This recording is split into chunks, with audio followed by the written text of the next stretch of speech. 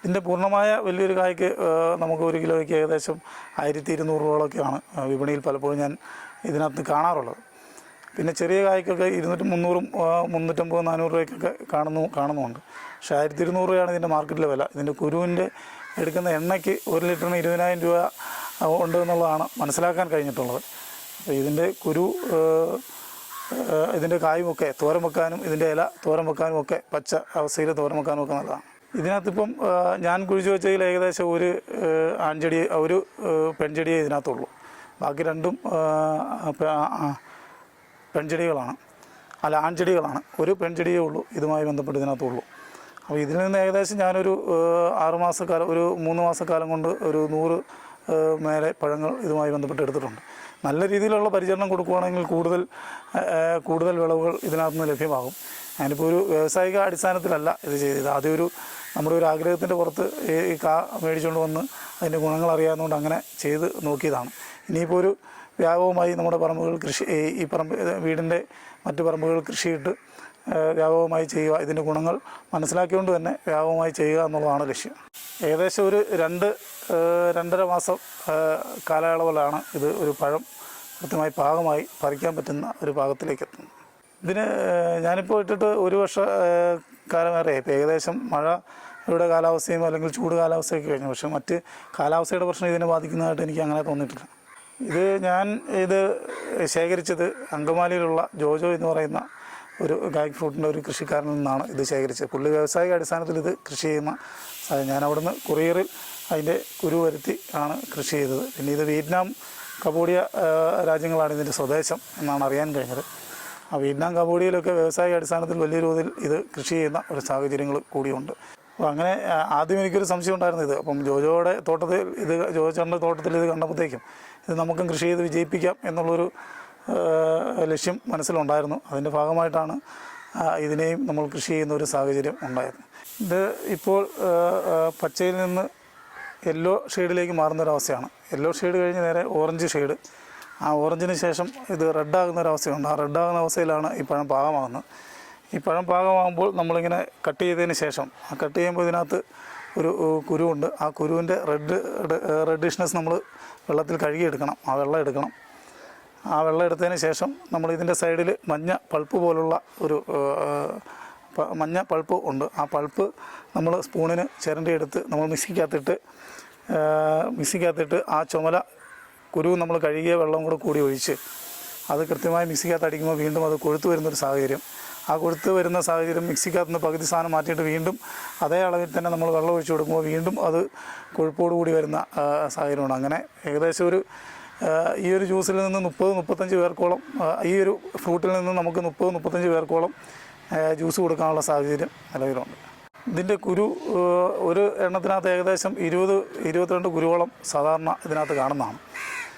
അപ്പോൾ ഇതിൻ്റെ നമ്മൾ ആ ചുമല പൾപ്പ് കഴിഞ്ഞതിന് ശേഷമാണ് അതിൻ്റെ വിത്ത് കിട്ടുന്നത്. ചുമല പൾപ്പ് എടുത്ത് അതിൻ്റെ വിത്ത്, ആ ചുമല പൾപ്പ് ആ വിത്തിലാണ് നിലവിൽ ഇതിരിക്കുന്നത്. അതാണ് നമ്മൾ കഴുകിയെടുക്കുന്നത്. ആ വിത്ത് നമ്മൾ മാറ്റി വെക്കും. ഈ വിത്ത് നിലവിൽ നമ്മൾ നോർമൽ സ്റ്റേജിലാണ് നമ്മൾ കുഴിച്ചിടുന്നതെങ്കിൽ പാവയ്ക്ക കുരു കിളുക്കാൻ എടുക്കുന്ന സമയം അതുപോലെ തന്നെ നമുക്കിത് 2 മാസം കാലമാണ് ഒരു വിത്ത് കിളുത്ത് വരാനുള്ള ഒരു പാകമാകുന്നത്, വിത്ത് കിളുത്ത് വരുന്നത്. അപ്പോൾ 2 മാസക്കാലം എടുക്കും ഒരു വിത്ത് കിളുത്ത് വരാൻ നോർമൽ സ്റ്റേജിൽ. ഞാനിപ്പോൾ ചെയ്തത് അതിൻ്റെ ഒരു അറ്റം ശകലം പൊട്ടിച്ചതിന് ശേഷം മണ്ണിൽ കുഴിച്ചിട്ടപ്പോൾ ഏകദേശം 1.5 ആഴ്ചക്കാലം 1.5-2 ആഴ്ചക്കാലം കൊണ്ട് ഇത് കിളുത്ത് വരുന്നൊരു സാഹചര്യം ഉണ്ടായിട്ടുണ്ട്. ഇതിൽ 2 പൂവാണ് കാണുന്നത്, ആൺപൂവും പെൺപൂവും. ഇതിപ്പോൾ നിലവിൽ ഇതൊരു ആൺപൂവാണ്. ഈ ആൺപൂവിന് ഇങ്ങനെയാണ് ഇതിൻ്റെ ഈ പെൺപൂ വരുമ്പോഴത്തേക്കും ഇപ്പോൾ നിലവിൽ പെൺപൂ ഇതിലില്ല. ഇപ്പോൾ ഇതിൻ്റെ സീസൺ തീർന്നെന്ന് തോന്നുന്നു. അപ്പോൾ ഇതിൻ്റെ പെൺപൂ വരുമ്പോഴത്തേക്കും ഇതിൻ്റെ ഇവിടെ ചെറിയൊരു കാ പോലുള്ള സാധനങ്ങളുണ്ട് പെൺപൂവിന്. അപ്പോൾ ഈ ആൺപൂ നമ്മൾ പറിച്ചുകൊണ്ട് വന്ന് ഇത് പെൺപൂവിൻ്റെ ഇതളുകൾ അകത്ത് നമുക്കിങ്ങനെ പരാഗണം ചെയ്ത് കൊടുക്കുന്ന ഒരു സ്ഥിതിയിലേക്കാണ്. ആ പൂമ്പൊടി ആ പെൺപൂവിലേക്ക് പൂർണ്ണമായും പറ്റിക്കുന്ന തരത്തിലേക്ക് അല്ലെങ്കിൽ പരാഗണം ചെയ്യുന്ന തരത്തിലേക്കാണ് നമ്മളിത് ചെയ്തുകൊണ്ടിരിക്കുന്നത്.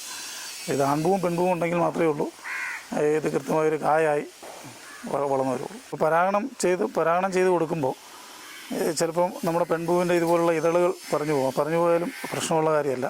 പെൺപൂവിൻ്റെ ഇതളുകൾ ഇങ്ങനെ പോകുന്ന അവസ്ഥയുണ്ട്. പക്ഷേ പെൺപൂവിൻ്റെ ഇതളുകൾ പോയാലും ആ പൂമ്പൊടി കൃത്യമായി അതിൻ്റെ നാമ്പിലേക്ക് പറ്റുക എന്നുള്ളത് മാത്രമാണ് പരാഗണത്തിൻ്റെ രീതി.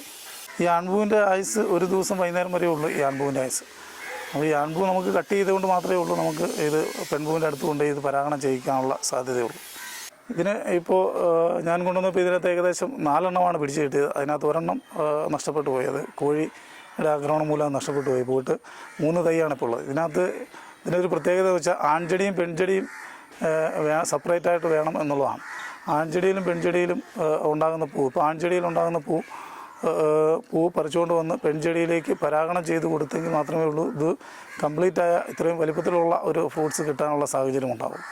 നമ്മുടെ തേനീച്ചയോ അല്ലെങ്കിൽ മറ്റു വണ്ടുകളൊക്കെ പരാഗണം ചെയ്യുമ്പോൾ സ്വാഭാവികമായി ഉണ്ടാകുന്ന പ്രകൃതിയുടെ സ്വാഭാവികമായി ഉണ്ടാകുന്ന പരാഗണത്തിൽ നമുക്ക് പൂർണ്ണമായും ഇതിൻ്റെ ഒരു വലിപ്പം എത്തിയ നമുക്ക് ലഭ്യമാകണമെന്നില്ല.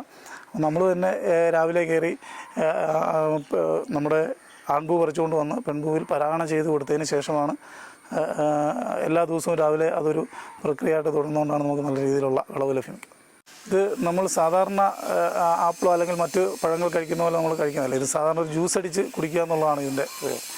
ഇതിൽ ഈ ഒരു കായിൽ നിന്ന് നമുക്ക് ഏകദേശം ഒരു 30-35 പേർക്കോളം ജ്യൂസ് ലഭിക്കുന്ന സാഹചര്യമുണ്ട്. ഒരു കായിൽ നിന്ന് തന്നെ 35 പേർക്കോളം കൊടുക്കാൻ പറ്റുന്നത്രത്തോളം ജ്യൂസ് നമുക്ക് ഇതുണ്ടാക്കാം.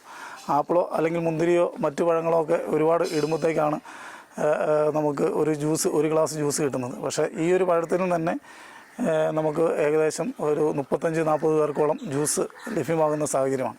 ഇതിനകത്ത് നമ്മളിപ്പം ഞാനിപ്പം കൊണ്ടുവന്ന് നടുമ്പോൾ ഏകദേശം ഒരു 2 മാസക്കാലം അടുത്ത് ഇതൊരു തൈയാകുവാൻ വേണ്ടി. അപ്പോൾ തൈ ആയിക്കഴിഞ്ഞ ശേഷം നമ്മൾ സാധാരണ കുഴിച്ച് വെക്കുന്ന പോലെ തന്നെ ചാണകവും വേപ്പിൻ പിണ്ണാക്കും ഇട്ടാണ് ഇത് കുഴിച്ച് വെച്ചത്. ആ കുഴിച്ച് വെച്ചതിന് ശേഷം പിന്നീട് ഞാനൊരു വലിയ പരിചരണമൊന്നും വെള്ളം നനയ്ക്കുക എന്നുള്ളതിനപ്പുറത്ത് വലിയൊരു പരിചരണം ഇതുമായി ബന്ധപ്പെട്ട് നടത്തിയില്ല. പക്ഷേ ഇത് നല്ല രീതിയിൽ വളർന്ന് ഇപ്പം വീടിൻ്റെ പ്രദേശത്തുള്ള മാവിലേക്കും ഞാൻ ആദ്യം പറമ്പിൽ ചെറിയൊരു പന്തലിട്ട് കൊടുത്തത്. ഇത് ചെറിയൊരു പന്തലിൽ നിൽക്കുമെന്നുള്ള ഉദ്ദേശത്തിലാണ്. പക്ഷേ അതിനേക്കാളൊക്കെ അപ്പുറത്തേക്ക് വളർന്നു വന്നപ്പോഴത്തേക്കാണ് ഇത് ടെറസിൽ ഞാൻ നേരത്തെ ഇട്ടിരുന്നൊരു പന്തലുണ്ട്. പയറിനും മറ്റ് കോവലിനും ഒക്കെ അടക്കം ടെറസിലിട്ടിരുന്നൊരു പന്തലുണ്ട്. ആ പന്തലിലേക്ക് പിന്നീട് പടർത്തുന്ന ഒരു സാഹചര്യമാണ് ഉണ്ടായത്. വലിയൊരു പരിചരണവും കാര്യങ്ങളും ഇല്ല. എല്ലാ ദിവസവും രാവിലെ വൈകുന്നേരം നനയ്ക്കുക, പിന്നെ കുറച്ച് ചാണകത്തിൻ്റെ വളം ഇട്ട് കൊടുക്കുക എന്ന് മാത്രമല്ലാതെ മറ്റൊരു പരിചരണം ഞാൻ ഇത് ചെയ്തിട്ടില്ല. ഇതിൻ്റെ ശൈശവാവസ്ഥയിൽ ചെറിയ പുഴു ആക്രമിക്കുന്ന ഒരു സ്ഥിതി ഉണ്ടായിട്ടുണ്ടായിരുന്നു. അന്ന് ഞാൻ പുഴുവിനുള്ള ചെറിയ മരുന്ന് അടിച്ചതല്ലാതെ പിന്നീട് ഇന്ന് വരെ മറ്റൊരു ഇതിലേക്ക് ഇത് വളർച്ച എത്തിക്കഴിഞ്ഞതിന് ശേഷം പിന്നീടൊരു മരുന്ന് പ്രയോഗം അങ്ങനെ മറ്റൊന്നും നടത്തേണ്ട കാര്യമില്ല. രാവിലെയും വൈകുന്നേരവും കൃത്യമായി നനയ്ക്കുന്നത് മാത്രമേ ഇതുമായി ബന്ധപ്പെട്ട് ചെയ്തിട്ടുള്ളൂ. ഇത് ശരിക്കും വിയറ്റ്നാം നിന്നാണ് ഈ ഫ്രൂട്ടിൻ്റെ ഉത്ഭവം. വിയറ്റ്നാം കംബോഡിയയും ഒക്കെ ഇപ്പം ഈ ഫ്രൂട്ട് വ്യാവസായിക അടിസ്ഥാനത്തിൽ വലിയ തോതിൽ കൃഷി ചെയ്യുന്നുണ്ട് എന്നുള്ളതാണ് നമുക്ക് ഇതുമായി ബന്ധപ്പെട്ട് അറിയാൻ കഴിഞ്ഞത്. അപ്പോൾ ഇതിൻ്റെ ഗുണങ്ങളെ സംബന്ധിച്ച് മനസ്സിലാക്കിയതുകൊണ്ട് തന്നെ അവിടുത്തെ പ്രാദേശികമായി മുഴുവൻ സ്ഥലങ്ങളിലും ഇതിനെ സംബന്ധിച്ച് വിയറ്റ്നാമിലടക്കമുള്ള കൃഷി ചെയ്യുന്നുണ്ട്, വ്യാപകമായി കൃഷി ചെയ്യുന്നുണ്ടെന്നുള്ളതാണ് അറിയാൻ കഴിഞ്ഞത്. എൻ്റെ പേര് രതീഷ് നായർ എന്നാണ്. മാലിയേൽ എന്നാണ് വീട്ടുപേര്. അതിരമ്പുഴ പഞ്ചായത്തിൻ്റെ 3-ാം വാർഡിൻ്റെ മാലിയപ്പടി ഭാഗത്താണ് താമസിക്കുന്നത്. ഇതിന് നമുക്ക് പ്രത്യേകമായ ഒരു രുചിയില്ല. നമുക്ക് പാവയ്ക്കായ്ക്ക് ഉള്ള കയ്പ്പ് പോലെ തന്നെ ഇതിനൊരു ചവർപ്പാണ് ഇതിനുള്ളത്. പാവയ്ക്കായ്ക്ക് ഗുണങ്ങളുള്ള പോലെ തന്നെ ഇതിന് അതിലേറെ ഗുണങ്ങളുള്ളതാണ്. നമ്മൾ ചവർപ്പാണ് ഇതിൻ്റെ ഒരു പ്രധാനമായ ടേസ്റ്റ്. ഇതിൻ്റെ ഗുണങ്ങളെന്ന് പറയുമ്പോൾ വിറ്റാമിനുകളുടെ ഒരു കലവറയാണ് ഈ ഒരു സംഭവം. ഇപ്പം നമ്മൾ ബീറ്റാ കരോട്ടിനും സിന്താലിനും അതോടൊപ്പം തന്നെ ഒമേഗ-3, ഒമേഗ-6 അടക്കമുള്ള വിറ്റാമിൻ സി അടക്കമുള്ള വിറ്റാമിൻ 16 അടക്കമുള്ള വലിയ വിറ്റാമിനുകളുടെ ഒരു കലവറ തന്നെയാണ് ഈ ഒരു ചെറിയ ഫ്രൂട്ട് എന്ന് പറയുന്നത്. ആ വിറ്റാമിനുകൾ നമ്മുടെ ജീവിതശൈലി രോഗത്തെ നിയന്ത്രിക്കുന്ന അടക്കമുള്ള വിറ്റാമിനുകൾ ഇതിനകത്ത് നിറഞ്ഞിരിക്കുന്നു. ഇപ്പോൾ തക്കാളിയിൽ അടങ്ങിയേക്കാൾ കൂടുതൽ വിറ്റാമിൻ സി 70 മടങ്ങാണ് ആ വിറ്റാമിൻ സി ആണ് ഇതിനകത്ത് അടങ്ങിയിരിക്കുന്നത്. അതിന് നമ്മുടെ കണ്ണിൻ്റെ കാഴ്ചകൾക്കടക്കം വലിയ തോതിലുള്ള മാറ്റങ്ങൾ വരുത്തുന്നതിനുള്ള ഗുണങ്ങൾ ഇതുമായി ബന്ധപ്പെട്ട് ഉണ്ടായിട്ടുണ്ട് എന്നുള്ളതാണ് അനുഭവത്തിൽ നിന്ന് പലരും പറഞ്ഞത്.